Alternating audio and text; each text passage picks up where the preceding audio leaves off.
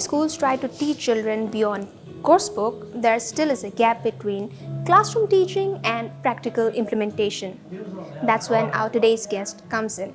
Let us welcome the co-founder of Grooming Tales, Ms. Mula Saria.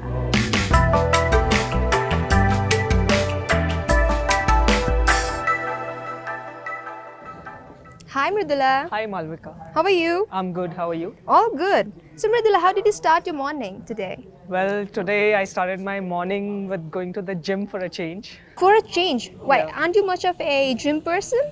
Well, not really. I think I have a hard time with exercise. My relationship with exercising is a difficult one. But yeah, I try to do something or the other every day. So, can you share us with your morning schedule? Generally, I wake up and spend a little time with my son. He's 4.5 years old. His name is Haigrav. So I spend a little time with him, get him ready for school, send him off to school. Then I go about my work, and somewhere I fit in a little bit of exercise. Either I go for a swim or maybe some yoga, Nice. sometimes to the gym. What one person did you have on your wall when you were in school or high school? Wow. I remember having Enrique. Enrique, okay. Do you remember his number? No, I have no idea now. This was like when I was probably 15 or 16. What's a movie that made you cry from sadness?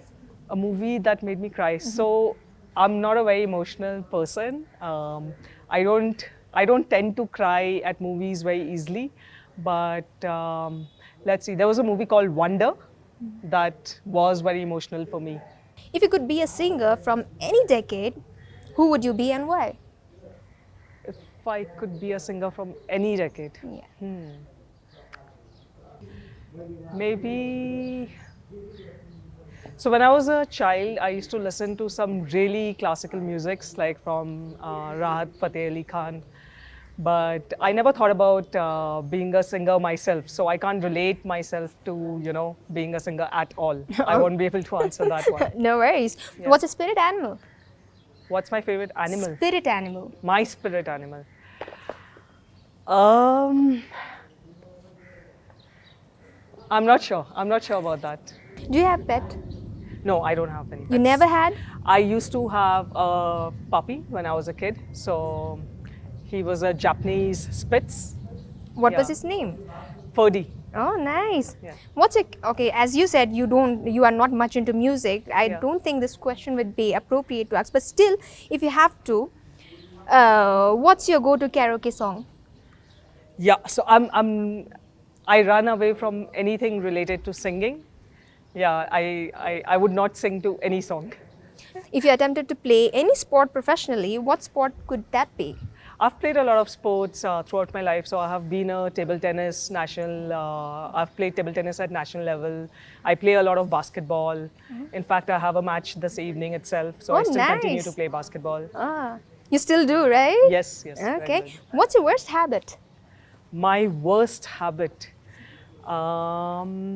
maybe procrastination. Oh, Yeah. and what's your best habit? My best habit is just a lot of commitment. I'm very committed to my goals. I'm a very spiritual person, so I look at everything consciously. That's a habit I've in purpose inculcated into my life. On a scale of 1 to 10, how excited are you about life? I'm very excited about life. I really look forward to every new day, every new morning. I really look forward to doing all the work that I can in that day. I look forward to spending time with my family. So I love life, I love living. What's your least favorite color? My least favorite color would maybe something very glittery. I don't like glitters. So anything, maybe golden would be my least favorite color. Yeah. What's your favorite color? My favorite color is actually green. Is there a reason behind? I am not sure, but I just get attracted to green a lot. I tend to pick a lot of green, whether it is like green bags or green t-shirts. And at some point in my life, I noticed that, wow, I'm really attracted to green. Maybe it could be something to do with nature. Nature, Yeah. right. What's the best gift you have ever received and who gifted you that? The best gift I've received so many gifts, but if I have to just, answer impromptu, I believe it would be a skydiving adventure trip. I received it from my husband on our honeymoon. That's amazing. What was the experience like? It was amazing. I was really nervous or scared at first, but I was equally excited to jump off that helicopter. What are you scared of? Scared of maybe uncertainties. I like to know everything that is going to happen next. I am a pre-planner. Oh, nice. So uncertainties make me a bit uncomfortable. What's your guilty pleasure? Chocolates, ice cream, anything. I have a sweet tooth. So anything that involves chocolates. Yeah. So you ain't much of a health conscious person? I am a very health conscious person. So I barely eat junk food. I barely eat out. We as a family also work a lot towards our health, a lot of conscious eating. But chocolates is something that, even if I'm on a diet, I would still eat chocolates. Right. And what's your plan for today? Well, later today, I have a session at Uniglobe School. So we're doing a public speaking program for the kids there. And today is a session with the parents over there. Okay. That's very nice. And our plan today is to have a nice talk with you, learn more about Grooming Tales, but only after a short break, right? Okay. See you after the break.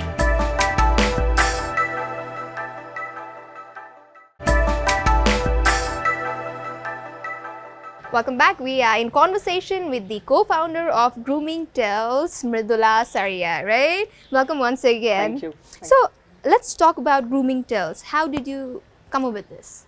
Well, this was about 9 years back. 9 years back? Yes. So me and my partner, we had an idea that we wanted to do something for kids. So before this, I used to be a teacher. I used to teach IT consulting at a college, Presidential Business School. And I always had an IT background. I'm a software engineer.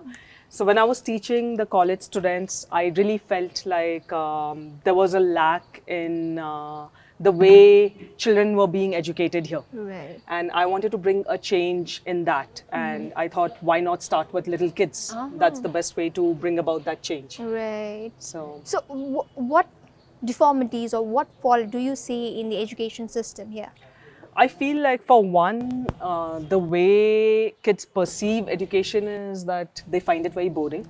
Absolutely. So the moment you say school or the moment you say learning, kids think, they automatically assume that, it's going to be boring. Right. So I wanted to change that. I wanted children to enjoy the process of learning. I wanted it to be fun for them, while at the same time, learning what they have to. Right. So how Grooming Tales is different from any other schools or center? So what we do at Grooming Tales is, one, we make learning fun. So every class that we do, every workshop that we do, kids, we turn the content into activities and games. And we focus more on subconscious learning rather than, learning on the surface. So what kids are actually doing in the class is just playing. Okay. They're just playing and they're having fun, and But subconsciously they are learning. Subconsciously they are learning. Right, that's very interesting. So it's a win-win situation where they enjoy learning, they end up learning while, they have fun. Right. But this is quite a new, as you said, you have started 9 years back, but still it's a quite new concept for here in Nepal, right? What was the situation like when you started it? Yes, so we started with this workshop called Code Masters.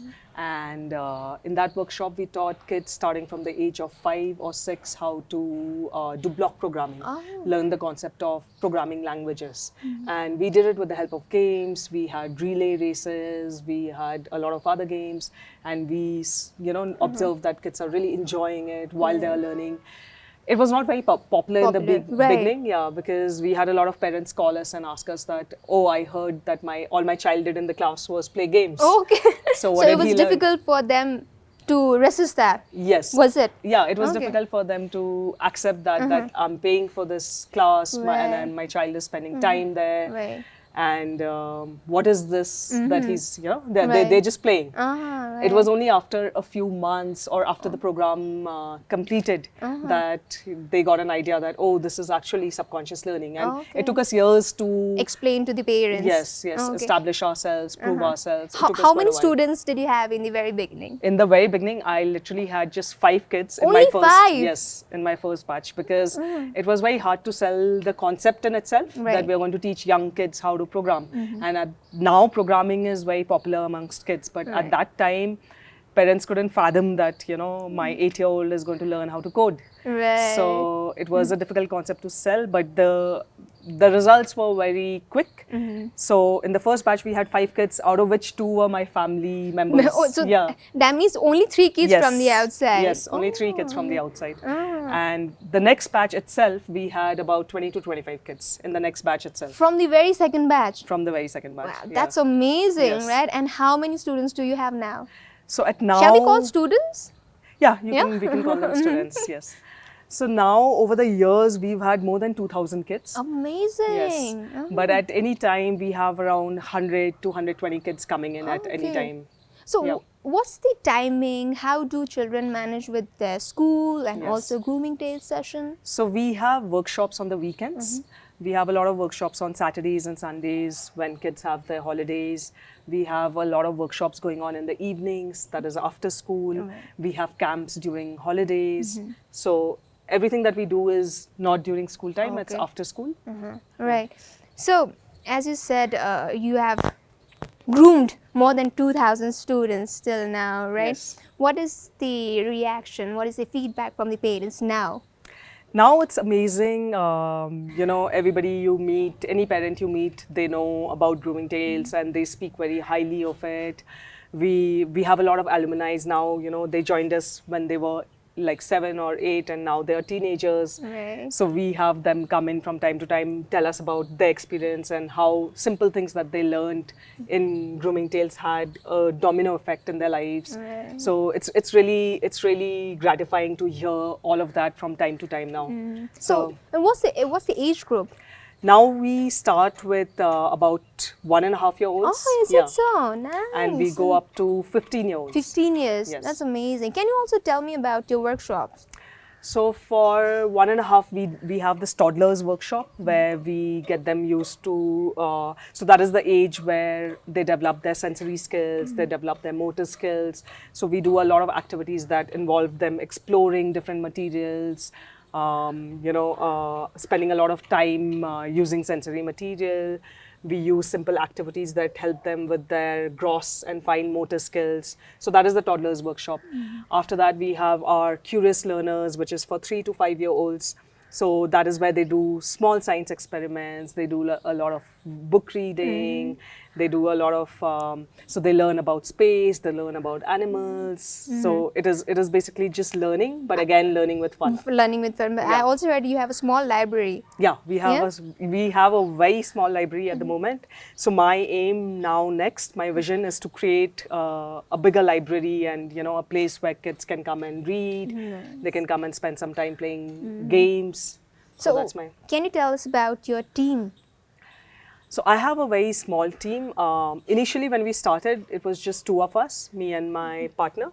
And over the years, we have slowly grown. Now I have a team of about, let's say, 15 people. Nice. Yeah, it's still very small, but that's how we operate. We are a very small organization, and we have been growing very slowly over the last few years. I also want to talk about the products that Grooming Tales have. Yes. Why not, right? Yeah. So during COVID, when all the classes were closed, schools were closed, and I don't believe in online education at all, especially for kids, mainly for kids. Right. I don't believe that they should be sitting in front of the screens, learning. So I refused to do anything online, and that's when we thought that why don't we bring products into our venture. And we started exploring products that are educational, but also, that soothe the curiosity of kids. Right. So something unique. I always try to find unique products where kids would like, where things that they wouldn't find anywhere else. And eventually we also started creating our own products. Oh, nice. Yeah. So this is all about grooming tales, but Yeah. I've also heard that you are a parenting coach. Yes. Why don't we talk about this also? Sure. So again, during COVID, when kids were not going to school, spending a lot of time at home, parents started facing a lot of challenges with their kids, and that's when I decided to study more about it, more about child development. I was always studying about child development ever since I started Grooming Tales. But when this happened, then I got immersed completely into this, and I certified myself as a parenting coach. I got certified as a parenting coach, and since then I have been helping parents. I have been coaching parents. I do group sessions. I do private sessions. I work with schools. Nice. So I train teachers on child development. Well, that's very amazing, right? So we've been doing so much, right? All about grooming tales, about you. We got to know so many things about you. But it's time for a short break once again. We'll continue this Sure. conversation, but only after break, right? Thank Please be back with us.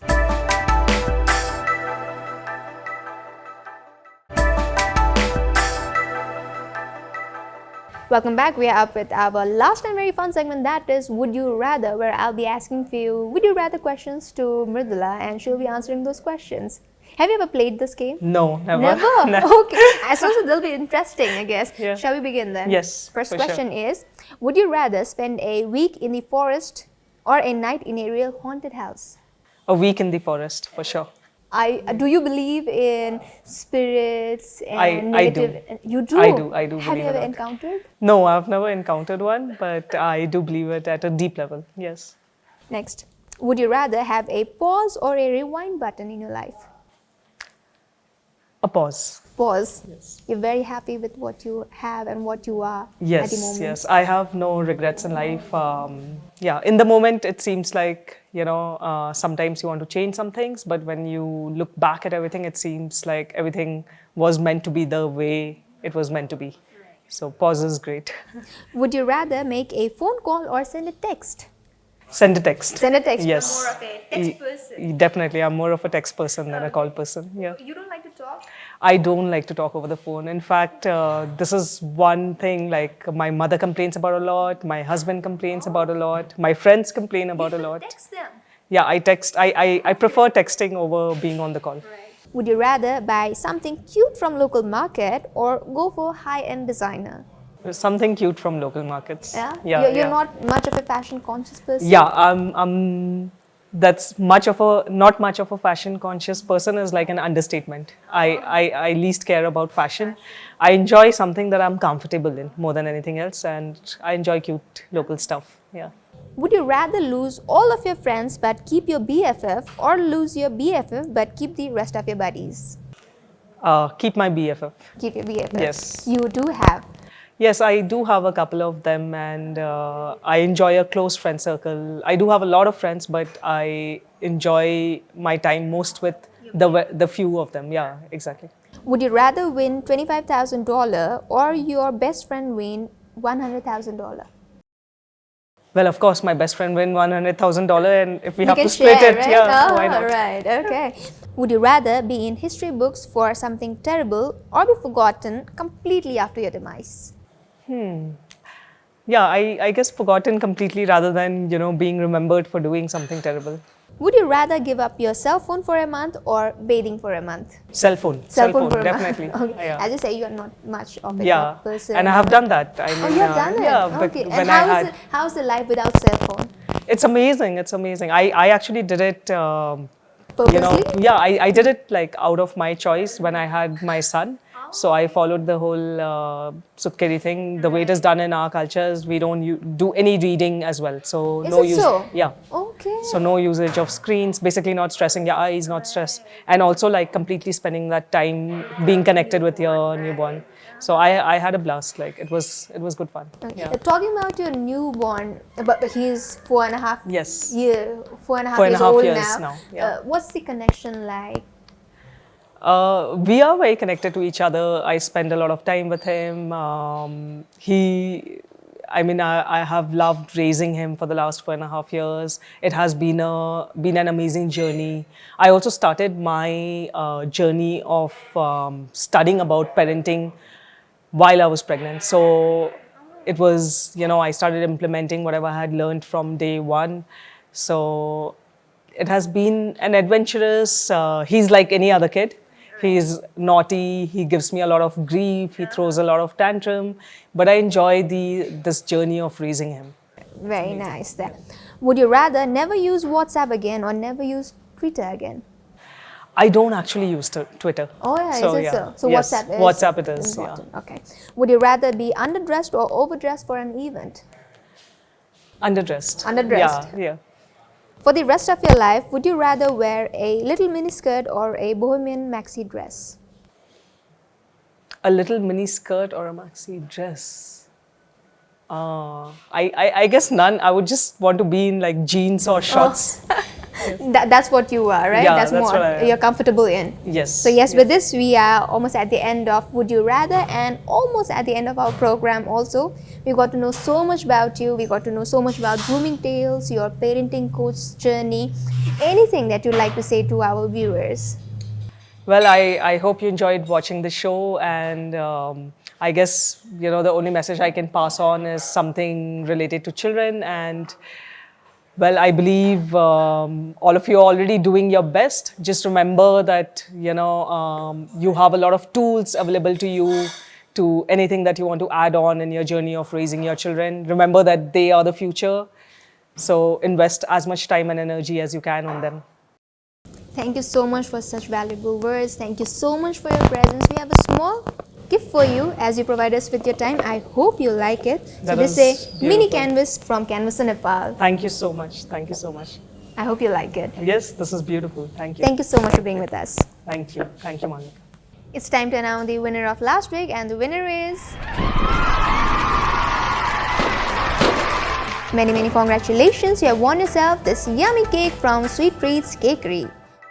With this, we are almost at the end of our program, but before we sign off, I would like to ask you the question of today. And the question is, would Mridula rather use cell phone or text? If you have watched today's episode, you know the answer. Please drop in your answer and we'll be announcing the winner next week. Till then, keep watching AP1HD.